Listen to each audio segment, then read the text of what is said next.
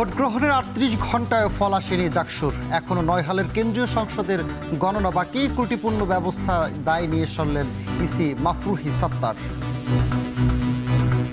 আমার মতামতটার বিষয়ে সুরাহা না করেই ফলাফল গণনা শুরু হয়ে গেছে। সেই কারণে আমি নির্বাচন কমিশন থেকে পদত্যাগের ঘোষণা দিচ্ছি। শেষ মুহূর্তে এসে যুদ্ধের ময়দানে লেজ গুটিয়ে পালানোর মতো সে নিজে পদত্যাগ করেছে, অবশ্যই তাকে দাবি নিতে হবে। ডাকসু এবং জাকসু নির্বাচনের স্বচ্ছতা নিয়ে কোনো প্রশ্ন নেই বলছেন বিশ্লেষকরা। জাতীয় নির্বাচনে মডেল হিসেবে প্রয়োগের পরামর্শ।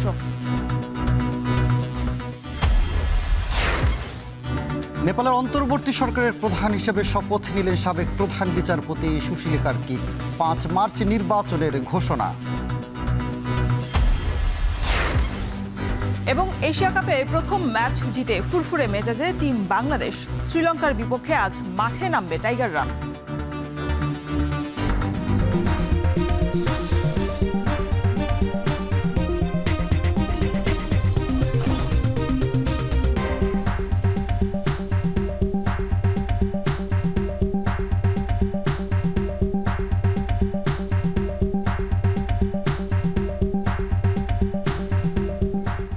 স্বাগত এখন সকালে। পুরো আয়োজনে আপনাদের সঙ্গে আছে আমরা দুজন, আমি সানি মৃধা এবং আমি শরীফ রাউশন। লোকবল বাড়ানোর পরও ভোট গ্রহণের ৩৮ ঘণ্টায় ফল আসেনি জাকসুর। এখনও ৯টি হলের কেন্দ্রীয় সংসদের গণনা বাকি, শেষ হয়েছে ১২টির। এ নিয়ে সবশেষ খবর জানাতে এই মুহূর্তে জাহাঙ্গীরনগর বিশ্ববিদ্যালয় থেকে আমাদের সাথে যুক্ত হয়েছেন সহকর্মী সিফাত শাহরিয়ার এবং ফরহাদ বিন নূর। সিফাত, শুরুতে যেমনটা বলছিলাম যে জাকসুর কেন্দ্রীয় সংসদের ২১টি হলের মধ্যে ১২টির ভোট গণনা শেষ হয়েছে। বাকি যেগুলো আছে সেগুলোর অগ্রগতি কেমন দেখছেন?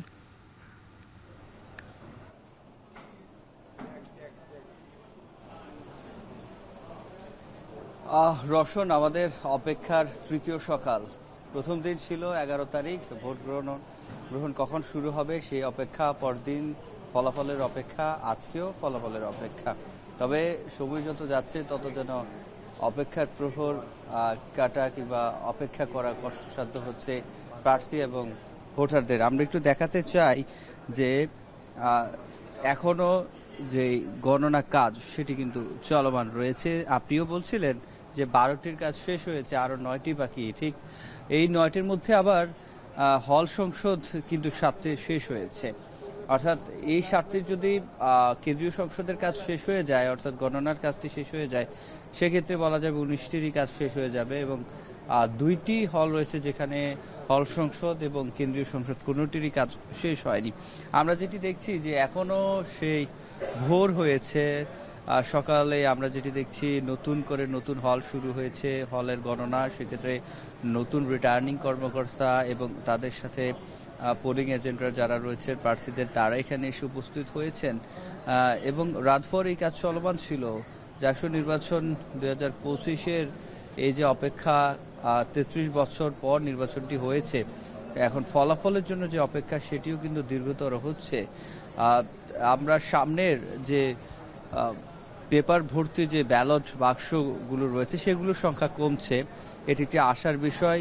খালি হচ্ছে ধীরে ধীরে ব্যালট বাক্সগুলো এবং আমরা যেটি দেখছি সর্টিং করা শেষে তারপরেই সেগুলোকে গণনার কাজে নেওয়া হচ্ছে এবং গণনা করা হচ্ছে। এবং আমরা যেটি দেখছি প্রায়, আপনিও বলছিলেন যে ৩৮ ঘন্টা পরও এখন পর্যন্ত ফলাফল আসেনি। তবে ফলাফল যেহেতু ম্যানুয়ালি গণনা করা হচ্ছে তার জন্যই বিলম্ব হচ্ছে। এখানকার যারা নির্বাচনী কর্মকর্তা রয়েছেন তারা নিরলসভাবে চেষ্টা করছেন। তবে বিলম্ব মূলত প্রথম দিন ১১ তারিখ নির্বাচন শেষ সময় ছিল ৫টায় বিকেল, কিন্তু সেটি ২-১টি হলে সেটি সন্ধ্যা ৭টা পর্যন্ত, বিশেষ করে জাতীয় কবি কাজী নজরুল ইসলাম হলে সন্ধ্যা ৭টা পর্যন্ত সেটি চলে। তাতে করে সেখানে ২ ঘন্টা বিলম্ব হয় এবং যেহেতু হলগুলোতে আলাদা করে ঘোষণা করা হয়নি, গণনা করা হয়নি, তাতে করে কেন্দ্রীয়ভাবে একসাথে করতে গিয়ে আসলে বিলম্ব হচ্ছে। আর তৃতীয়ত আমরা যেটি দেখেছি কাল, অর্থাৎ বিগত সকালের কথা বলছি, যে একজন শিক্ষিকা যিনি রিটার্নিং কর্মকর্তা ছিলেন, এই ঠিক এই সময় তিনি এখানে প্রবেশ করার সময় হঠাৎ তার মৃত্যুর কোলে ঢলে পড়েন তিনি। এবং এরপরেই কিন্তু কাজের ধীরগতি দেখা যায়, তার সহকর্মীদের মধ্যে বিক্ষোভ দেখা যায় এবং তাদের অনেকেই হচ্ছে কাজ বন্ধ করে দেয়। তারপরে আসলে একেবারে বিকেল পর্যন্ত ঢিমে তালে চলছিল।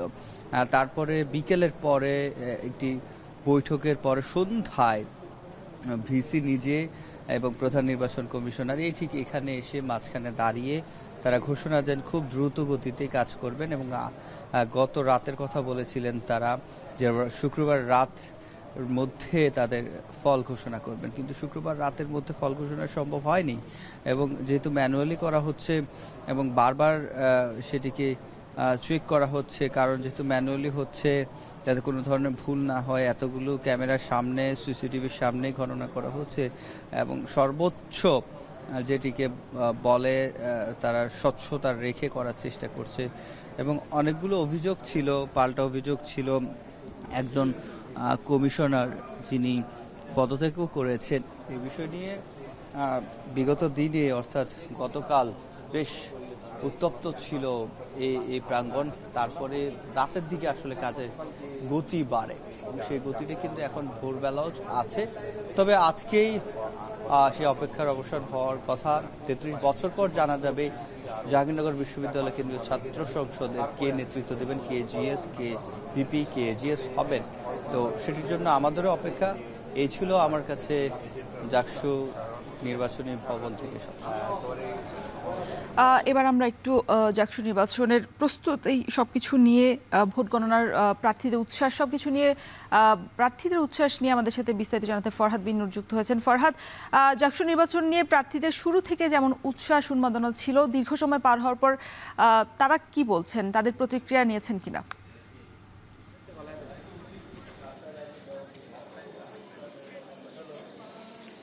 হ্যাঁ রোশন, এখনো কিন্তু আমরা দেখছি যে উৎসাহ উদ্দীপনা যদিও আছে, তবে উদ্বেগ উৎকণ্ঠাও কিন্তু কম নয়।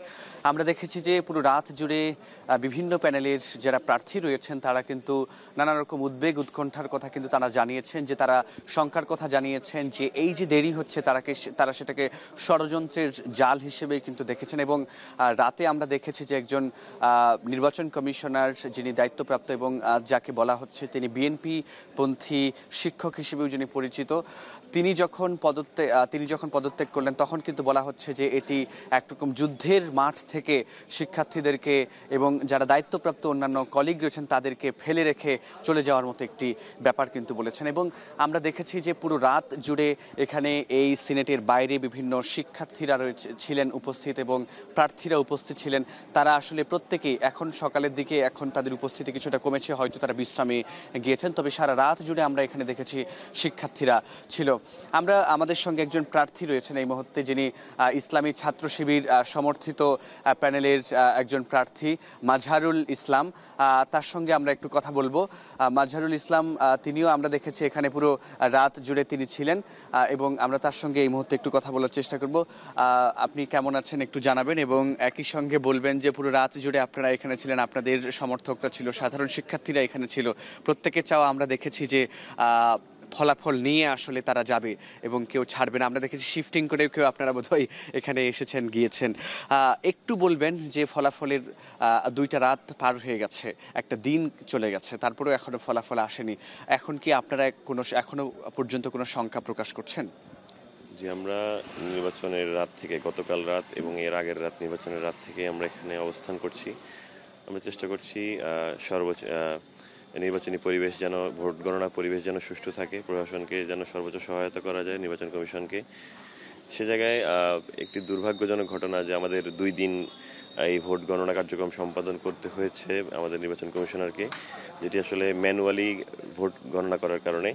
এই ম্যানুয়ালি ভোট গণনাটা সম্পূর্ণ অমানবিক একটি ব্যাপার ঘটেছে। আমাদের যে সকল শিক্ষক রিটার্নিং অফিসার হিসেবে বা পোলিং অফিসার হিসেবে যুক্ত ছিলেন অথবা শিক্ষার্থীরা যারা যুক্ত ছিলেন, আমাদের কাছে মনে হয় একটি দলের অযৌক্তিক দাবির প্রেক্ষিতে কোনো প্রকার যাচাই বাছাই না করে ওএমআর পদ্ধতি বাতিল করার ব্যাপারটা অনেক বেশি ভোগান্তির শিকার করেছে।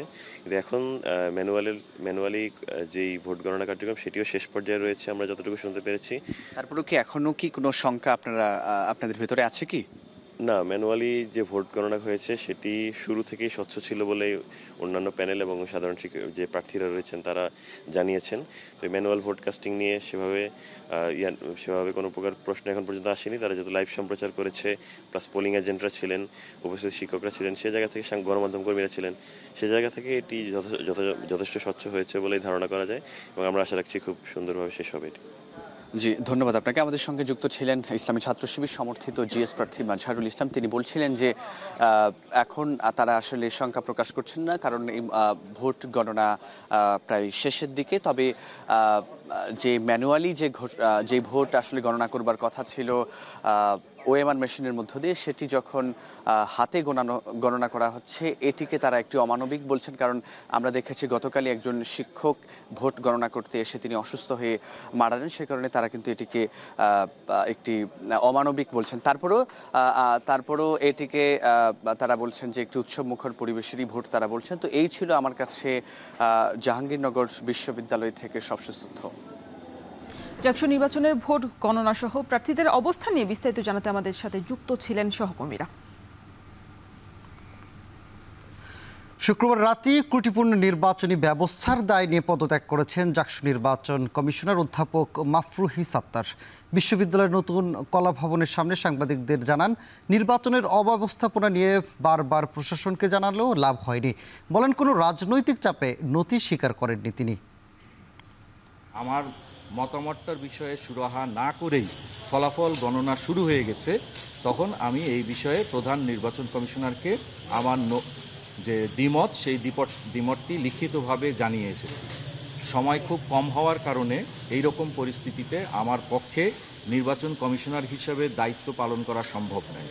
সেই কারণে আমি নির্বাচন কমিশন থেকে পদত্যাগের ঘোষণা দিচ্ছি। আমি অতি দ্রুত এই সংক্রান্ত যে লিখিত বক্তব্য তা আপনাদেরকে এবং নির্বাচন কমিশনকে জানিয়ে দিব। এদিকে জাকসুর নির্বাচন কমিশনার অধ্যাপক মোহাম্মদ মাফরুহি সাত্তারের পদত্যাগের পর প্রতিক্রিয়ায় ছাত্র শিবির সমর্থিত সমন্বিত শিক্ষার্থী জোটের এজিএস প্রার্থী ফেরদৌস আল হাসান বলেন, যুদ্ধের ময়দান থেকে লেজ গুটিয়ে পালিয়েছেন বিএনপিপন্থী শিক্ষক, তাকে নির্বাচনের দায় নিতে হবে। তিনি আরও বলেন, নির্বাচন কমিশনারের পদত্যাগ মেনে নেবেন না তারা। 12ই সেপ্টেম্বর জাকসু নির্বাচনকে প্রশ্নবিদ্ধ করার জন্য জাকসুর একজন নির্বাচন কমিশনের সদস্য সে পদত্যাগ করে, যা আসলে খুবই প্রশাসনমূলক আচরণ। প্রথমে আমরা একটু গ্রাউন্ডটা বলতে চাই, সে বাংলাদেশ জাতীয়তাবাদী শিক্ষক ফোরাম জাহাঙ্গীরনগর বিশ্ববিদ্যালয় শাখার বর্তমান সভাপতি। এই পদে থেকে সে কিভাবে একটি সুষ্ঠু নির্বাচন আয়োজন করার কমিটিতে থাকে, সেটা নিয়ে আমরা প্রথমে প্রশ্ন জানাতে চাই। এবং পাশাপাশি সে যে অভিযোগগুলো করছে, সেই অভিযোগগুলো খুবই ভিত্তিহীন। শেষ মুহূর্তে এসে যুদ্ধের ময়দানে লেজ গুটিয়ে পালানোর মতো সে নিজে পদত্যাগ করেছে। অবশ্যই তাকে দাবি নিতে হবে এবং তার এই পদত্যাগ আমাদের কাছে মনে হয় তার যে হীন ষড়যন্ত্র ছিল নির্বাচনকে ঘিরে, সেই হীন ষড়যন্ত্র বাস্তবায়ন না করার ফলেই সে মনে করে শিক্ষার্থীরা তাদেরকে দেখিয়ে দিয়েছে কিভাবে ভোট কেন্দ্রে এসে ব্যালট বিপ্লবের মাধ্যমে জবাব দিতে হয়।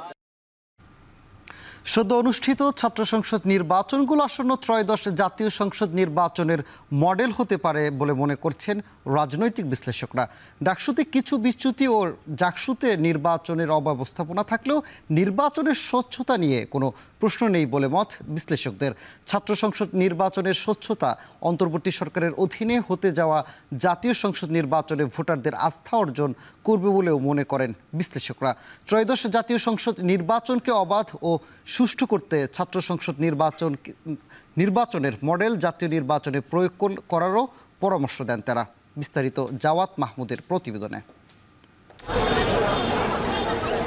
ডাকসু নির্বাচনকে ধরা হয়েছিল ফেব্রুয়ারিতে হতে যাওয়া অন্তর্বর্তী সরকারের অধীনে জাতীয় সংসদ নির্বাচনের অ্যাসিড টেস্ট। শুধু ডাকসুই নয়, সদ্য অনুষ্ঠিত জাকসু ও আসন্ন অন্যান্য ছাত্র সংসদ নির্বাচনগুলোও এই পরীক্ষার অংশ হিসেবে বিবেচিত হচ্ছে। প্রায় 1.5 দশক ভোটাধিকার বঞ্চিত সাধারণ ভোটারদের নজরও ছিল ডাকসু ও জাকসুর দিকে। ডক্টর ইউনূসের নেতৃত্বাধীন সরকারের অধীনে গ্রহণযোগ্য নির্বাচন অনুষ্ঠান নিয়ে কয়েকটি রাজনৈতিক দলের পক্ষ থেকে প্রশ্ন ছুড়ে দেওয়া হয়েছিল, যার প্রেক্ষিতে দাবি উঠেছিল নির্বাচনকালীন সরকারের। কিছু ত্রুটি বিচ্যুতি থাকলেও দুটি ছাত্র সংসদ নির্বাচন স্বচ্ছতা নিয়েই শেষ হয়েছে। তবুও প্রশ্ন, একটি সুষ্ঠু নির্বাচনের পথ কতটা উতরানো গেল? দমবদ্ধ পরিবেশ থেকে যখনই ডক্টর ইউনূস এসে দায়িত্ব নিয়েছেন, সবাই এটা আশার আলো দেখেছে। এখন তারা আস্থা রেখেছে যে ডক্টর ইউনূস যখন একটা ইলেকশন ঘোষণা করেছেন বা একটা ইলেকশন যখন হবে, তখন তারা মোটামুটি প্রস্তুত যে হ্যাঁ ভোট দিব, এবং তাদের একটা আস্থা তৈরি হয়েছে। এখন ইলেকশন আসলে বিশেষ করে এই প্রথম দুটো ইলেকশন ঢাকা ইউনিভার্সিটি, বিশেষ করে ঢাকা ইউনিভার্সিটি ইলেকশন, এটা যেহেতু সুষ্ঠুভাবে হয়েছে এবং এটার বিরুদ্ধে ওরকমভাবে কোনো কমপ্লেনও আসে নাই, সুতরাং আমাদের প্রান্তিক জনগণের সবারই মনে একটা ভরসা তৈরি হয়েছে যে ইলেকশন হয়তো সুন্দরভাবেই হবে। আমরা কিভাবে অংশীজনের কাছে পৌঁছেছি এবং একটা নির্বাচন অংশগ্রহণের ক্ষেত্রে যে অন্তঃস্থ অংশীজন এবং বহিস্থ অংশীজন, অন্তঃস্থ অংশীজন তো আমাদের এখানে আপনারা জানেন শিক্ষার্থী, কর্তৃপক্ষ, বিভিন্ন ধরনের যারা আছেন, কিন্তু বহিস্থ অংশীজনও তো কম না, রাজনৈতিক দল, রাষ্ট্রপক্ষ, সরকার পক্ষ, বিভিন্ন প্রতিষ্ঠান। সুতরাং এই দুয়ের মধ্যে যে একটা সমন্বয় করা সম্ভব এবং অত্যন্ত আন্তরিকতার সাথে সেই সমন্বয়টা করা সম্ভব, সেটা তো আমার মনে হয় যে জাতীয় নির্বাচনে অনুসরণ করা সম্ভব। ত্রয়োদশ জাতীয় নির্বাচনকে ভাবনায় রেখেই ঢাকা বিশ্ববিদ্যালয় ছাত্র সংসদ নির্বাচনকে প্রশ্নের ঊর্ধ্বে রাখার চেষ্টা ছিল বলে জানান সদ্য অনুষ্ঠিত ডাকসুর রিটার্নিং কর্মকর্তা অধ্যাপক এস.এম. শামীম রেজা। এই নির্বাচনকে তিনি ব্যাখ্যা করছেন জাতীয় নির্বাচনের মাইক্রো মডেল হিসেবে। জাতি একটা নির্বাচনের মডেল দেখতে চাই। আমরা মনে করি না যে আমাদের নির্বাচনটাই পুরোপুরি প্রতিফলিত হতে হবে জাতীয় নির্বাচনের কাঠামোতে। জাতীয় নির্বাচন তো অনেক বড় আয়োজন, নির্বাচন কমিশন আছে, সচিবালয় আছে, দশকের পর দশক তারা নির্বাচন করেন। যখন নির্বাচন অনুষ্ঠিত হয় সরকারি, বেসরকারি, স্বায়ত্তশাসিত প্রত্যেকে তার সঙ্গে যুক্ত হন, আইন শৃঙ্খলা সহ। আপনি জানেন যে বিপুল আয়োজন, আমাদের তো সে আয়োজন নাই। কিন্তু আমরা জাতির এই প্রত্যাশাটাকে গ্রহণ করেছি। পুরো 18 কোটি মানুষের যে দৃষ্টি আমাদের দিকে, সেটা আমরা তো কাঠামোগতভাবে হয়তো সেটা উত্তর দিতে পারবো না, কিন্তু একটা মডেল হিসাবে, একটা মাইক্রো মডেল হিসাবে আমার মনে হয় যে আমরা এই শতচাপের মধ্যে থেকেও আমরা চেষ্টা করেছি দিতে। ডাকসু ও জাকসুর এমন সাফল্যের পর জাতীয় নির্বাচনে অংশ নেয়া ভোটাররাও সরকারের উপর ভরসা পাবেন বলে মনে করছেন অধ্যাপক জিন্নাত আরা নাজনীন। ছাত্র সংসদ নির্বাচনের মডেল জাতীয় নির্বাচনে প্রয়োগ করারও পরামর্শ দেন তিনি। 16 বছরে যে আমাদের ইনস্টিটিউট তো সবই ধ্বংস হয়ে গেছে, এখন এইটুকু সময়ের মধ্যে ইনস্টিটিউট ওইভাবে তৈরি করা সম্ভব না। সেক্ষেত্রে মানে ঢাকা ইউনিভার্সিটি, বিশেষ করে ঢাকা ইউনিভার্সিটি যদি মডেল হিসাবে নেওয়া হয়, এখানে কিভাবে কাজ হয়েছে, এবং ইচ্ছা করলে এখান থেকেও কিছু মানুষকে নিয়ে যাওয়া যায়, তাদেরকেও ওখানে মানে যদি নেওয়া হয়, আমার মনে হয় যে ইলেকশন পুরো প্রসেসটাই ভালো হবে। ছাত্র সংসদ নির্বাচনগুলোর মতো জাতীয় নির্বাচন অনুষ্ঠানের সাথে জড়িত অংশীজনরা আন্তরিক হলে ও প্রার্থীদের আচরণবিধির আওতায় নিয়ে আসতে পারলেই জাতীয় নির্বাচনেও এমন দৃষ্টান্ত স্থাপন সম্ভব। জাওদ মাহমুদ, এখন, ঢাকা। যুক্তরাজ্যের লন্ডনে উপদেষ্টা মাহফুজ আলমের গাড়ি বহরে হামলার চেষ্টা করেছে আওয়ামী লীগের নেতাকর্মীরা। তবে লন্ডনের বাংলাদেশ হাই কমিশন জানিয়েছেন উপদেষ্টা অন্য রাস্তা দিয়ে ভেন্যু ত্যাগ করায় আওয়ামী লীগের কর্মীরা তার নাগাল পায়নি। শুক্রবার লন্ডনের ব্লুমসবারি এলাকায় সোয়াস বিশ্ববিদ্যালয় ক্যাম্পাসে বাংলাদেশ হাই কমিশনের সঙ্গে যৌথভাবে জুলাই গণঅভ্যুত্থানের 1 বছর শীর্ষক সেমিনার আয়োজন করে বিশ্ববিদ্যালয় কর্তৃপক্ষ, যেখানে উপস্থিত ছিলেন উপদেষ্টা মাহফুজ আলম। সেমিনার শেষে স্থানীয় সময় সন্ধ্যায় সোয়াস বিশ্ববিদ্যালয় ক্যাম্পাসে পেছনের রাস্তা দিয়ে হাই কমিশনের গাড়ি বের হলে সেটিকে লক্ষ্য করে ডিম নিক্ষেপ করেন আওয়ামী লীগের নেতাকর্মীরা। হাই কমিশনের গাড়ির সামনে শুয়ে পড়ারও চেষ্টা করেন কয়েকজন, কিন্তু পুলিশের হস্তক্ষেপে তাদের সেই চেষ্টা ব্যর্থ হয়। এই ঘটনার পর হাই কমিশনের প্রেস মিনিস্টার আকবর হোসেন মন্তব্য করেন, আওয়ামী লীগের নেতাকর্মীরা ধারণা করেছিলেন ওই গাড়িতে উপদেষ্টা মাহফুজও আছেন।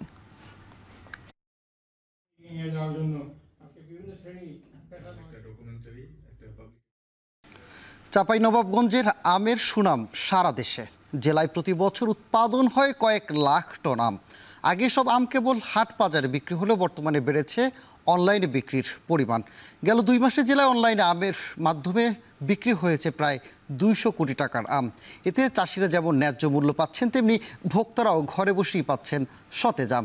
জেলায় তরুণ উদ্যোক্তাদের অনলাইনে আম বিক্রির বিষয়ে নানা প্রশিক্ষণও দিচ্ছে কৃষি বিভাগ। সোহান মাহমুদের পাঠানো তথ্য ও ছবিতে বিস্তারিত।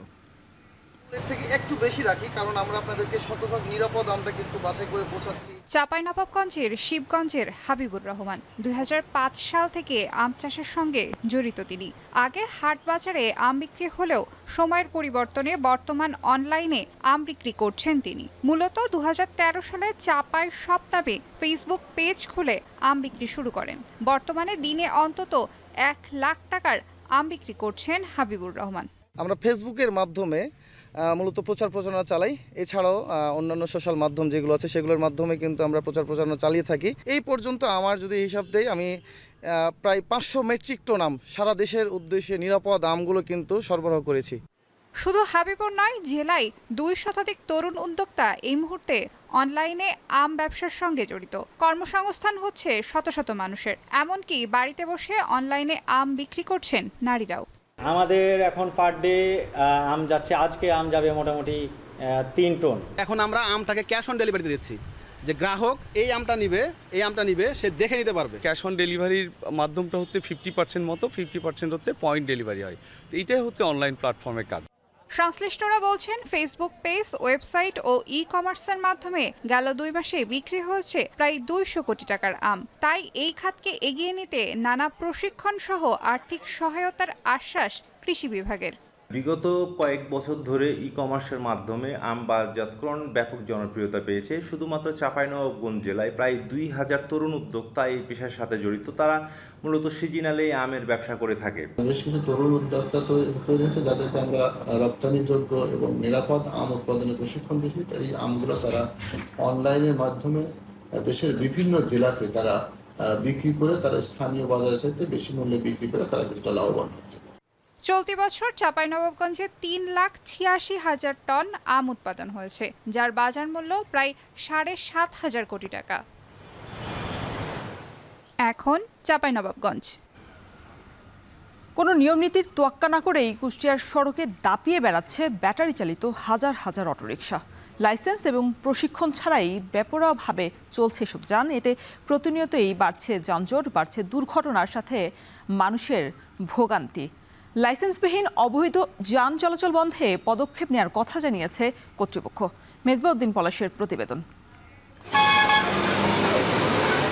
কুষ্টিয়া শহরের চৌরহাস এলাকায় ব্যাটারি চালিত এসব অটোরিকশা চলাচলে নেই নিয়ম নীতির কোনো বালাই। বেপরোয়া গতিতে চলছে অবৈধ এসব যান। একই চিত্র শহরের প্রধান সড়ক থেকে অলিগলি সব জায়গায়, যে কারণে প্রতিনিয়ত ভোগান্তি বাড়ছে সাধারণ মানুষের।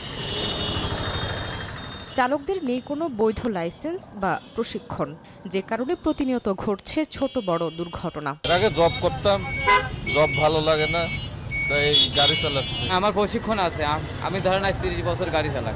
বিগত বছরগুলো থেকে তুলনামূলক আস্তে আস্তে অনেক বৃদ্ধি পাচ্ছে। যেমন এখন আমরা দেখতে পাই রাস্তায় হাঁটার জায়গা নাই। অতি দ্রুত গতিতে অনেক অটো রিক্সা চলে যাচ্ছে, রিক্সা চলে যাচ্ছে, অনেক প্রাণহানি ঘটছে। কিভাবে এত অটো এই শহরে চলতেছে এবং প্রশাসন কেন নীরব, এটা আসলে আমাদের কাছে একটা প্রশ্নই থেকে যাচ্ছে। আমাদের পৌরসভাতে লাইসেন্স সারা 3000, গতবার কিন্তু 500 লাইসেন্সও যায়নি আমার মতে। গাড়ি ধরেন 12,000 11,000 উপরে গাড়ি চলে। এই যে বাইরের থেকে গাড়িগুলো আসে, আমার শহরের লোক আজ 4 বছর, এদের আমার হাতে কিন্তু আমার লাইসেন্স পাবে। যত্রতত্র যানজটের সৃষ্টি করে অদক্ষ চালকরা ঝুঁকির মুখে ফেলছেন পথচারীদের। এসব অটোরিকশা নিয়ন্ত্রণে নিয়মিত নজরদারির দাবি নিরাপদ সড়ক চাই সংগঠনের। সর্বোচ্চ 3000 পর্যন্ত অটো লাইসেন্স দেওয়ার কথা পৌরসভাকে, কিন্তু সেখানে অনলি 400 লাইসেন্স রয়েছে, লাইসেন্স হোল্ডার অটো রয়েছে, বাকি সব অটো অবৈধভাবে।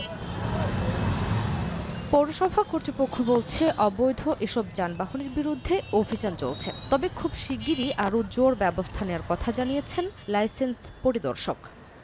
যারা অটো চালক আছেন তারা লাইসেন্স রিনিউ না করার কারণে আমরা তাদের বিরুদ্ধে ব্যবস্থা নিতে পারছি না। এটা আমাদের প্রশাসক মহোদয় এই বিষয়ে খুবই স্ট্রিক্ট এবং তার নির্দেশক্রমেই আমরা কয়েকবার গাড়ি ধরেছি এবং ব্যবস্থাও নিয়েছি।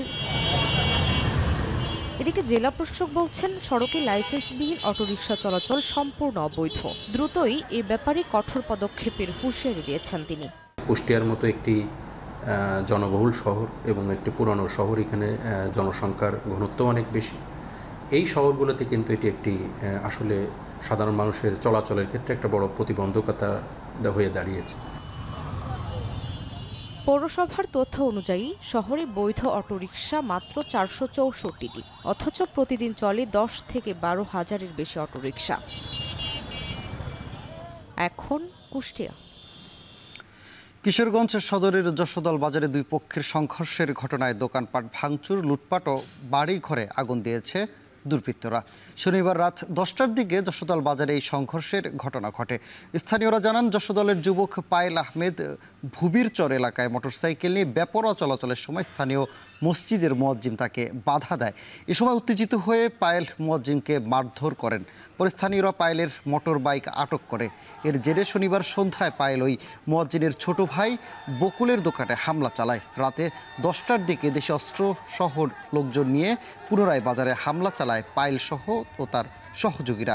এ সময় বাজারের অন্তত 15 থেকে 20টি দোকান ভাঙচুর ও লুটপাট করা হয়। সেই সাথে 2 বাড়িতে আগুন ধরিয়ে দেওয়া হয়। খবর পেয়ে ফায়ার সার্ভিস 2 ইউনিট ঘটনাস্থলে গিয়ে আগুন নিয়ন্ত্রণে আনে।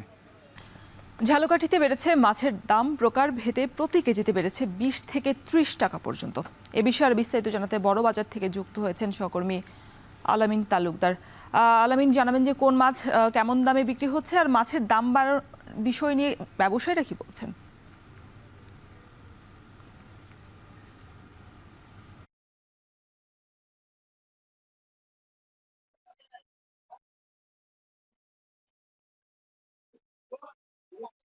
হ্যালো, ধন্যবাদ রওশন। ঝালকাঠিতে উৎপাদন এবং সরবরাহ ঘাটতির কারণে বাজারে মাছের কিন্তু সরবরাহ কমেছে। পাশাপাশি যদি বলি চাষের মাছের কিন্তু একেবারেই দেখা মিলছে না। ব্যবসায়ীরা বলছেন যে বর্তমানে চাষের মাছের উৎপাদন সময় রেণু থেকে পোনা উৎপাদনের সময় চলছে, এই কারণে চাষের মাছ একেবারেই সরবরাহ কমে গেছে। এই কারণে অন্যান্য মাছের দাম বেড়েছে। সপ্তাহের ব্যবধানে অধিকাংশ মাছে দাম বেড়েছে কেজিতে 20 থেকে 30 টাকা পর্যন্ত। আমি যদি আজকের বাজারে বিক্রি হচ্ছে এমন কিছু মাছের দাম বলি, আজকের বাজারে ইলিশ মাছ বিক্রি হচ্ছে, অর্থাৎ ছোট সাইজের ইলিশ মাছ বিক্রি হচ্ছে 600 টাকা কেজি দরে, এবং 1 কেজি সাইজের ইলিশ মাছ পাওয়া যাচ্ছে 25 থেকে 2600 টাকা কেজি দরে। এবং সবচেয়ে বেশি যে মাছটি বিক্রি হয় এবং সাধারণ মানুষের একেবারে ক্রয় ক্ষমতার মধ্যে থাকে পাঙ্গাস মাছ, সেটিও কিন্তু সপ্তাহের ব্যবধানে 20 থেকে 30 টাকা কেজিতে দাম বেড়েছে। আজকের বাজারে প্রতি কেজি পাঙ্গাস মাছ আকার ভেদে বিক্রি হচ্ছে 220 থেকে 250 টাকা। চাষের কই মাছ বিক্রি হচ্ছে 250 থেকে 300 টাকা। কাতল মাছ বিক্রি হচ্ছে আকার ভেদে 350 থেকে 400 টাকা, এবং রুই মাছ বিক্রি হচ্ছে 350 থেকে 400 টাকায়। পোয়া মাছ বিক্রি হচ্ছে আকার ভেদে 400 থেকে 500 টাকা। তুলার ডাঁটি নামে যে মাছটি পাওয়া যায় সেটিও বিক্রি হচ্ছে 450 টাকা কেজি দরে। আর পাবদা মাছ কিনতে পাওয়া যাচ্ছে 320 থেকে 350 টাকা কেজি দরে। বিভিন্ন প্রকারের চিংড়ি মাছ বাজারে পাওয়া যাচ্ছে, আর সেই সমস্ত চিংড়ি মাছ বিক্রি হচ্ছে 700 থেকে 1100 টাকা কেজি দরে। আর রসুন, আমি যদি বলি যে আগামী 21 অক্টোবর কিন্তু সমুদ্রে ইলিশের প্রজনন নিরাপদ করতে কিন্তু মাছ ধরা বন্ধ হবে। তখন কিন্তু অন্যান্য মাছ ধরাও বন্ধ হয়ে যাবে। তখন মাছের কিন্তু সরবরাহ একেবারেই বাজারে কমে যাবে। সে কারণে কিন্তু বাজারে মাছের দাম ঊর্ধ্বমুখী থাকবে। আর এই নিষেধাজ্ঞা উঠে যাওয়া এবং বাজারে যখন চাষের মাছের সরবরাহ বাড়বে, সেক্ষেত্রে কিন্তু 2 থেকে 3 মাস সময় লাগবে, তখন মাছের দাম কিছুটা কমবে। পাশাপাশি আসলে বাজার মনিটরিংটাও দুর্বল রয়েছে, এটা ব্যবসায়ী এবং ক্রেতাদের অভিযোগ। তাদেরও অভিযোগ হচ্ছে বাজার যদি নিয়মিত মনিটরিং করা যেত তাহলে কিন্তু মাছের দাম কিছুটা হলেও স্থিতিশীল থাকতো বা কম দামে পাওয়া যেত। এই মাছের দাম বৃদ্ধির কারণে কিন্তু নিম্ন এবং মধ্য আয়ের মানুষ কিন্তু সবচেয়ে বেশি বিপাকে পড়েছেন। তাদের যে বাজেট, সেই বাজেটে তারা আসলে চাহিদা মতো মাছ কিনতে পারছেন না। ঝালকাঠি থেকে আমার কাছে এই ছিল মাছ বাজার পরিস্থিতির সবশেষ। ফেনীর নদী খালগুলোতে দিন দিন কমছে মাছ। নদীতে মাছ কমে যাওয়ার হুমকির মুখে জেলেদের জীবিকা। অনেকেই পেশা ছেড়ে জড়িয়ে পড়ছেন অন্য কাজে। স্থানীয়রা বলছেন নদী ও চর দখলের কারণে মাছের এই আকাল। মৎস্য বিভাগ বলছে দীর্ঘদিন খনন না হয় নদী হারিয়েছে নাব্যতা। সেই সাথে দূষণকেও দুষছেন তারা। রিপোর্ট সুলাইমান ডালিমের, ক্যামেরায় ছিলেন দুলাল তালুকদার। ফেনীর সোনাগাজীর জেলে পাড়ার দীপালি রানী ছেলে উত্তমকে পাঠিয়েছিলেন মাছ ধরতে, কিন্তু নদী থেকে খালি হাতে জাল নিয়ে ফিরতে হলো তাকে। জেলে পরিবারের পাতেই যেখানে মাছ কিনছে কালে ভদ্রে মাছ বিক্রি করে আয় উপার্জন তো পরের হিসেব। মাছ নাই নদীতে বিক্রি করবে কত, কেউ যে রান্না বাড়া করতে মারিয়ে না, ছেলে মেয়ে অনেক কষ্ট করিয়ে। একসময় প্রশস্ত ছিল ফেনী নদী, এখন নাব্য হারিয়ে অনেকটা খালের মতো। নদীর বুকে জেগে উঠেছে অসংখ্য চর, যার বেশিরভাগই প্রভাবশালীদের দখলে। জেলেদের অভিযোগ প্রবাহ না থাকায় মাছ আর আসে না। জলদাসে চালান তাতে কিন্তু মাছ নাই। এই একটা সাগর ছিল, এই সাগর নদী বা জাল বাইতো জাল্লায় মাছ উড়িয়ে তো সাগর থেকে। বিভিন্ন আইটেমের অনেক মাছ ছিল, এখন কোনো মাছে নাই। যে সাগর নদীতে মাছ না থাকানে ছেলে মেয়ে লেখাপড়া করতে পারেন না, কিস্তি মিস্তি দিতে পারেন না, হেঁটে ভাত খাইতে পারেন না। নদীর মাছ ও নাব্য ফেরাতে এসব চর দখলমুক্তের কথা বলছেন স্থানীয়রা। এজন্য প্রয়োজন প্রশাসনের উদ্যোগ ও সদিচ্ছা। যারা এই চরগুলো দখল করেছে, আমি মনে করি ডিসি মহোদয়, ইউনো মহোদয় যদি ইচ্ছা থাকে, তাদের যদি সৎ ইচ্ছা থাকে, ইনশাআল্লাহ এই নদীগুলা সরকারি জায়গাগুলো উদ্ধার করে এই নদীটা আবার নদীর পথে ফিরে আসতে পারে। সম্পূর্ণ অবৈধ দখলদারদের দখলে প্রায় 1000-এর উপরে মৎস্য খামার আছে এখানে। কোনো অবস্থাতে এটা দখলমুক্ত করা ছাড়া এই নদী, এই ফেনীবাসীর এই যে বন্যার উপদ্রব থেকে বাঁচবে না। দখল, দূষণ আর খননের অভাবে ক্ষতিগ্রস্ত হচ্ছে নদীর প্রাণবৈচিত্র্য। বিশেষজ্ঞরা বলছেন, জমে থাকা দূষণে তৈরি হচ্ছে কার্বন মনোক্সাইড ও ভারী ধাতু, যা মাছ ও জীববৈচিত্র্যের জন্য হুমকি। এদিকে মৎস্য বিভাগ বলছে, দীর্ঘদিন খনন না হওয়ায় নষ্ট হচ্ছে নাব্য। নদী বাঁচাতে দখলমুক্ত করা জরুরি। দিন দিনে এই আমাদের নদীর পানিতে দেখেন যে দূষণের পরিমাণ বেড়ে যাওয়ার কারণে এখানে কার্বন মনোক্সাইড বা বিষাক্ত গ্যাসের একটা আধিক্য হচ্ছে। আর যখন পানিতে দূষণ থাকবে, সেখানে মাছের প্রাপ্যতা বা আমরা যেটা বলি যে মাছের অ্যাভেলেবিলিটি থাকবে না। জেলার মৎস্য বিভাগের তথ্য মতে ফেনীতে নিবন্ধিত জেলে আছে প্রায় 5000, কিন্তু গত 5 বছরে 1000-এর বেশি জেলে এই পেশা ছেড়ে যুক্ত হয়েছেন অন্য কাজে। নদীর প্রবাহ ফিরিয়ে দখলমুক্ত করতে পারলে আবারও ফিরতে পারে মাছের প্রাচুর্য। জেলেরা আশায় আছেন, নদী বাঁচলে তাদের জীবিকাও বাঁচবে। সোলাইমান জালিম, এখন ফেনী। করাতকলে কাঠের গুঁড়ি নামাতে গিয়ে হাত বিচ্ছিন্ন, অতঃপর হাতসহ রোগীকে নেওয়া হয় হাসপাতালে। প্রায় 3.5 ঘন্টার অস্ত্রোপচারের পর জোড়া লাগে হাত। এমন জটিল অস্ত্রোপচার হচ্ছে খোদ কুমিল্লায়, আর একে মাইলফলক হিসেবেও দেখছেন চিকিৎসাবিদরা। তারা বলছেন, এ ধরনের চিকিৎসার পরিধি বাড়ানো গেলে কোনো রোগীকেই আর ঢাকা কিংবা দেশের বাইরে যেতে হবে না। মাসুদ আলমের প্রতিবেদন। হতদরিদ্র দিনমজুর নজির আহমেদ দৈনিক 700 টাকায় কাজ করতেন কুমিল্লার বরুড়ার একটি করাতকলে। চলতি মাসের 2 তারিখ টাক থেকে গাছের গুঁড়ি নামাতে গিয়ে বিচ্ছিন্ন হয়ে যায় তার ডান হাত। বিচ্ছিন্ন হওয়া হাত পলিথিনে ভরে তাৎক্ষণিকভাবে তাকে নেওয়া হয় কুমিল্লার একটি বেসরকারি হাসপাতালে। তবে চিকিৎসকের পরামর্শে সেখান থেকে পাঠানো হয় কুমিল্লার ট্রমা সেন্টারে। গাড়ি থেকে গাছ নামাইতেছি, তো ওই যে সুইচে নামাইতেছি, তো মানে গাছ গাড়িতে যেটা নামাইতেছি এটা ফিরে গেছে। তো গাড়িতে ওই গাছটা উপরে ছিল, উপরের থেকে গাছটা ফল্টি লইছে। তো ফল্টি লওয়াতে মানে ওই নজর পেয়েছিল সুইচের গোড়ায়, মানে হেয়ার যাইতে পারছে না। তো মানে পুরো গাছের তলে পড়ে নাই, কিন্তু মানে একটু ফাঁক ছিল, ফাঁকের মধ্যে মানে হেয়ার ওই একটা ফালতির ভিতরে মানে হাতরা পড়ছে। তো হাত মানে আলগা হয়ে গেছে আর কি। সেদিন রাতেই প্লাস্টিক সার্জারি বিশেষজ্ঞদের একটি দল প্রায় 3.5 ঘন্টা ধরে জটিল অস্ত্রোপচার চালান। জোড়া লাগানো হয় বিচ্ছিন্ন হওয়া হাত। বিশেষজ্ঞ দলের নেতৃত্ব দেন কুমিল্লা ময়নামতি মেডিকেল কলেজ হাসপাতালের প্লাস্টিক সার্জারি বিভাগের প্রধান ও সহকারী অধ্যাপক ডাক্তার মোহাম্মদ কামরুল ইসলাম মামুন।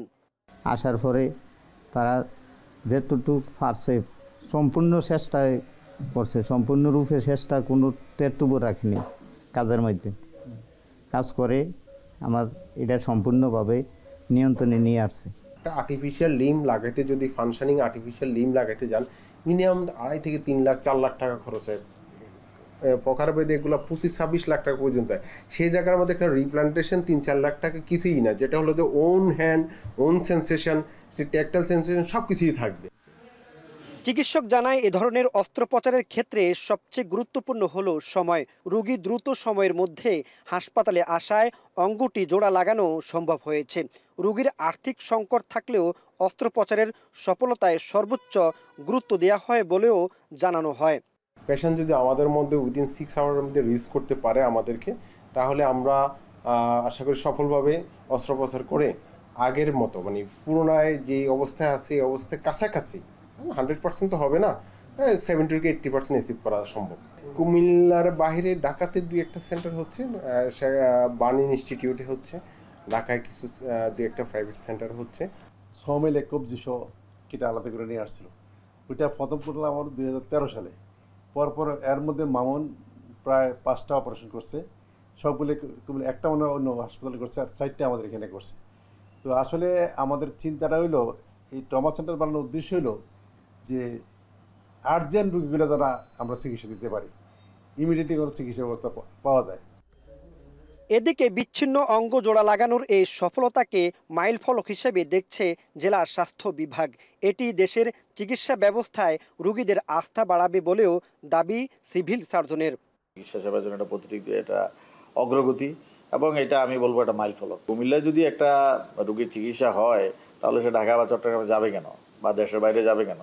অবশ্যই আমি যদি আমার যেখানে আমার জায়গা যেখানে আমি বসবাস করি সেখানে যদি আমি চিকিৎসাটা পাই অবশ্যই আমি বাইরে যাব না, আমি এখানে চিকিৎসা করব। এর আগে গেল ২৬ জুলাই কুমিল্লার আরেকটি বেসরকারি হাসপাতালেও অঙ্গ জোড়া লাগানোর সফল অস্ত্রোপচার হয়। তবে চিকিৎসাবিদরা বলছেন অঙ্গ জোড়া বা প্রতিস্থাপনে বিশেষজ্ঞ চিকিৎসকের শরণাপন্ন না হলে ঘটতে পারে প্রাণহানিও। মাসুদ আলম, এখন, কুমিল্লা। এবার আন্তর্জাতিক প্রসঙ্গ। নেপালের অন্তর্বর্তী সরকার প্রধান পদে শপথ গ্রহণের পর বর্তমান পার্লামেন্ট ভেঙে দেওয়ার প্রস্তাব দিয়েছেন সুশীলা কার্কি। তাৎক্ষণিকভাবে প্রস্তাবটি অনুমোদন দিয়েছেন রাষ্ট্রপতি রামচন্দ্র পৌডেল। রাষ্ট্রপতি ভবন শীতল নির্বাসের কর্মকর্তাদের তথ্যের ভিত্তিতে বিষয়টি নিশ্চিত করেছে নেপাল নিউজ। এর আগে পার্লামেন্টের প্রতিনিধি পরিষদ অপরিবর্তিত রাখার প্রস্তাব দিয়েছিলেন রাষ্ট্রপতি পৌডেল, কিন্তু নবনিযুক্ত অন্তর্বর্তী সরকার প্রধান সুশীলা মন্তব্য করেন, পার্লামেন্টের সদস্য নন এমন কেউ সরকার প্রধানের দায়িত্ব নিলে সংবিধান অনুসারে সংসদ ভেঙে দেওয়া ছাড়া অন্য বিকল্প নেই। আর শুরু থেকেই নেপালের আন্দোলনরত জেনজি শিক্ষার্থীদের দাবি ছিল বিগত সরকারের প্রতিনিধি পরিষদ ভেঙে নতুন সরকার প্রধানকে দায়িত্ব নিতে হবে। प्रधानमन्त्री पदमा नियुक्ति गर्नुभएको बेहोरा जानकारी गराउँछु।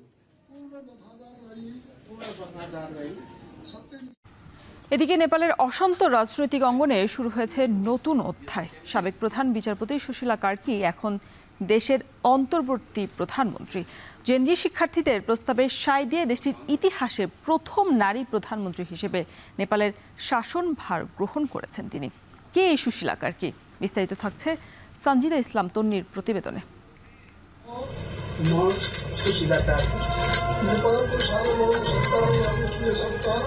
শুক্রবার কাঠমান্ডুর রাষ্ট্রপতি ভবনে অন্তর্বর্তী প্রধানমন্ত্রী হিসেবে শপথ নিয়েই ইতিহাসের পাতায় নাম লিখিয়েছেন সাবেক প্রধান বিচারপতি সুশীলা কার্কি। দেশটির ইতিহাসের প্রথম নারী প্রধানমন্ত্রী তিনি। রাজনীতিতে সরাসরি সম্পৃক্ততা না থাকলেও কার্কি সবচেয়ে বেশি পরিচিত নেপালের প্রথম নারী প্রধান বিচারপতি হিসেবে। 2016 থেকে 2017 অল্প সময়ের সেই দায়িত্বকালে দুর্নীতির বিরুদ্ধে আপোষহীন নীতির কারণে রাতারাতি বেশ জনপ্রিয় হয়ে উঠেছিলেন তিনি। দুর্নীতি বিরোধী আন্দোলনের প্রেক্ষাপটে বিক্ষোভকারীরা তাকেই অন্তর্বর্তী প্রধানমন্ত্রী হিসেবে প্রস্তাব করেন। অবশেষে প্রেসিডেন্ট, সেনাপ্রধান ও আন্দোলনকারী জেনজি শিক্ষার্থীদের সমঝোতায় তার নামেই পড়ে অন্তর্বর্তী প্রধানমন্ত্রীর সিলমোহর। 1952 সালে পূর্ব নেপালের এক কৃষক পরিবারে জন্ম সুশীলা কার্কির। 7 ভাই বোনের মধ্যে বড় তিনি। 1972 সালে মহেন্দ্র মরাং ক্যাম্পাস থেকে বিএ ডিগ্রি সম্পন্ন করেন কার্কি। এরপর 1975 সালে ভারতের বারাণসীর বানারস হিন্দু বিশ্ববিদ্যালয় থেকে রাষ্ট্রবিজ্ঞানে স্নাতকোত্তর ডিগ্রি অর্জন করেন। 1978 সালে কাঠমান্ডু ত্রিভুবন বিশ্ববিদ্যালয় থেকে এলএলবি ডিগ্রি নেন। সুশীলা কার্কি 2061 সালमा वरिष्ठ 1979 সাল থেকে বিরাটনগরে আইন পেশায় যুক্ত হওয়ার পাশাপাশি 1985 সালে মহেন্দ্র মাল্টিপল ক্যাম্পাসে সহকারী শিক্ষক হিসেবেও কাজ করেন। 2009 সালে তিনি নেপালের সুপ্রিম কোর্টে অস্থায়ী বিচারপতি হিসেবে নিয়োগ পান। 1 বছর পর হন স্থায়ী বিচারপতি। 2016 সালের জুলাইয়ে তিনি প্রধান বিচারপতি পদে উন্নীত হন। কংগ্রেস সরকার উনকো বিরুদ্ধে তবে 2017 সালের এপ্রিলে তাকে ঘিরে বড় বিতর্ক সৃষ্টি হয়। তৎকালীন ক্ষমতাসীন নেপালি কংগ্রেস ও সিপিএন সংসদ সদস্যরা তার বিরুদ্ধে অভিশংসনের প্রস্তাব আনেন। অভিযোগ ছিল দুর্নীতি বিরোধী সংস্থার প্রধানকে অযোগ্য ঘোষণা করার রায়ে তিনি পক্ষপাতিত্ব করেছেন। এ প্রস্তাবের কারণে সঙ্গে সঙ্গে তাকে স্থগিত করা হয়। কিন্তু সেই স্থগিতাদেশের বিরুদ্ধে জনমত তৈরি হয়। বিচার বিভাগের স্বাধীনতা রক্ষায় ব্যাপক বিক্ষোভ শুরু হয়। শেষ পর্যন্ত সুপ্রিম কোর্ট নিজেই হস্তক্ষেপ করে সেই প্রক্রিয়া থামিয়ে দেয়। কয়েক সপ্তাহের মধ্যেই অভিশংসনের প্রস্তাব প্রত্যাহার করা হয় এবং কার্কি পুনরায় দায়িত্বে ফিরে আসেন। নেপালের সাম্প্রতিক সহিংস বিক্ষোভে পদত্যাগে বাধ্য হন কেপি শর্মা ওলি। আর বিচার বিভাগের প্রথম নারী প্রধান থেকে দেশের প্রথম নারী প্রধানমন্ত্রী হন সুশীলা কার্কি। দুর্নীতির বিরুদ্ধে আপোষহীন অবস্থানই তাকে এনে দিয়েছেন জন আস্থা। এবার দেখার পালা অন্তর্বর্তী সরকারে সেই আস্থাকে কতটা ধরে রাখতে পারেন তিনি। সঞ্জিদা ইসলাম তন্নি, এখন বিশ্ব। এশিয়া কাপে নিজেদের প্রথম ম্যাচে জিতে দারুণ শুরু করেছে টিম বাংলাদেশ। সুপার 4 নিশ্চিত করতে আজ শ্রীলঙ্কার বিপক্ষে গুরুত্বপূর্ণ ম্যাচে মাঠে নামবে টাইগাররা। এই ম্যাচের আগে সংবাদ সম্মেলনে এসে পেসার তানজিম হাসান সাকিব জানিয়েছেন, লঙ্কানদের বিপক্ষে দ্বৈরথ নিয়ে ভাবছেন না তিনি। চ্যাম্পিয়ন হবার লক্ষ্যেই এগোচ্ছে বাংলাদেশ। বিস্তারিত ফারহান ইহসানের প্রতিবেদনে। সাম্প্রতিক সময়ে বাংলাদেশ শ্রীলঙ্কা দ্বৈরথ বেশ আকর্ষণীয়। নিদাহাস ট্রফি থেকেই সাদা বলের যে কোনো ফরম্যাটে দুই দলের লড়াই দেখতে মুখিয়ে থাকে ভক্তরা। এবার এশিয়া কাপেও বাঘসিংহের জমজমাট লড়াইয়ের অপেক্ষা। টি-20 ফরম্যাটে 20 বারের দেখায় শ্রীলঙ্কার 12 জয়ের বিপরীতে বাংলাদেশের জয় 8টিতে। এর মাঝে নিরপেক্ষ ভিন্নতে শ্রীলঙ্কার 3 জয়ের বিপরীতে বাংলাদেশের জয় 1টিতে। তবে গেল জুলাই মাসে শ্রীলঙ্কার ঘরের মাটিতে 2-1 ব্যবধানে লঙ্কানদের হারিয়েছে লিটন বাহিনী। শ্রীলঙ্কার বিপক্ষে সাম্প্রতিক সময় খেলার অভিজ্ঞতা দলে বাড়তি আত্মবিশ্বাস যোগাবে বলে বিশ্বাস তানজিম সাকিবের। শ্রীলঙ্কার এগেনস্টে আমরা একটা এক্সট্রা কনফিডেন্স নিয়ে নামবো। ওডিআই ওয়ার্ল্ড কাপে আমরা জিতছি, ইভেন লাস্ট সিরিজেও আমরা জিতছি তাদের সাথে। সো এটা আমাদেরকে একটা এক্সট্রা বুস্ট আপ দিবে। আর যেহেতু অনেক ম্যাচ খেলছি ওদের সাথে, প্রত্যেকটা প্লেয়ারকে আমরা চিনি, প্রত্যেকটা প্লেয়ারকে জানি, তাদের উইক জোনও জানি। সো আমরা ওয়েল প্রিপেয়ার্ড হয়ে মাঠে নামবো। এশিয়া কাপে চ্যাম্পিয়ন হবার পথটা কঠিন হলেও বাংলাদেশের কাছে ম্যাচ জেতাই গুরুত্বপূর্ণ দাবি করেন তানজিম সাকিব। প্রতিপক্ষ যেই হোক, সব ম্যাচেই জয়ের জন্য মাঠে নামবে লাল সবুজের প্রতিনিধিরা। একটা টুর্নামেন্ট যখন আমরা খেলতে আসছি এবং আমাদের টার্গেটটা অনেক হাই, আপনি যে টিমের এগেনস্টে খেলেন না কোনো, জেতাটা মুখ্য বিষয়। এটা হোক শ্রীলঙ্কা, হোক আফগানিস্তান, হোক ইন্ডিয়া, পাকিস্তান। এশিয়া কাপের দলগুলোর বিশ্লেষণ নিয়ে বাংলাদেশকে নিয়ে আশ্বিনের তির্যক মন্তব্যকে পাত্তা দেননি তানজিম, বরং নিজের আগ্রাসী বোলিংয়ের মতোই জানালেন মাঠের খেলাতেই নিজের সেরা খেলাটা উপহার দিতে চান তারা। এগুলো আসলে ডাজেন্ট ম্যাটার কে কি বললো না বললো, আমরা বাংলাদেশকে রিপ্রেজেন্ট করি, আমরা এখানে একটা টার্গেট নিয়ে আসছি, আমরা আমাদের বেস্টে খেলবো। এখন আমাদেরকে বড় টিম বলো ছোট টিম বলো, এটা আসলে দেখার কোনো টাইমই নেই, এটা দেখার কোনো বিষয় না আমি মনে করি। শনিবার শেখ জায়েদ স্টেডিয়ামে বাংলাদেশ সময় রাত 8টায় মুখোমুখি হবে দুই দল। ফারহান ইহসান, এখন ঢাকা। শেষ করছি এখন সকাল। তার আগে শিরোনামগুলো জানিয়ে দিচ্ছি আরও একবার। ভোট গ্রহণের 38 ঘন্টায় ফল আসেনি জাকসুর, এখনও 9 হলের কেন্দ্রীয় সংসদের গণনা বাকি। ত্রুটিপূর্ণ ব্যবস্থার দায় নিয়ে সরলেন ইসি মাফরুই সত্তার। আমার মতামতটার বিষয়ে সুরাহা না করেই ফলাফল গণনা শুরু হয়ে গেছে, সেই কারণে আমি নির্বাচন কমিশন থেকে পদত্যাগের ঘোষণা দিচ্ছি। শেষ মুহূর্তে এসে যুদ্ধের ময়দানে লেজ গুটিয়ে পালানোর মতো সে নিজে পদত্যাগ করেছে, অবশ্যই তাকে দাবি নিতে হবে। ডাকসু ও জাকসু নির্বাচনের স্বচ্ছতা নিয়ে প্রশ্ন নেই, বলছেন বিশ্লেষকরা। জাতীয় নির্বাচনে মডেল হিসেবে প্রয়োগের পরামর্শ।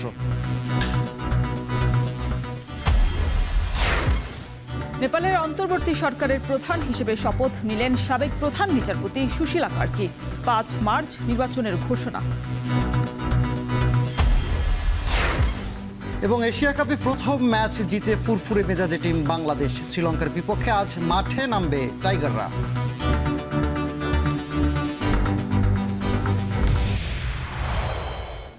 এই ছিল এখন সকালের আয়োজনে। এখন টেলিভিশন ওয়েবসাইটে দেখতে ভিজিট করুন www.ekhon.tv এবং ফেসবুকে দেখতে ভিজিট করুন facebook.com/tv.ekhon এবং ইউটিউবে দেখতে ভিজিট করুন youtube.com/c/ekhon tv।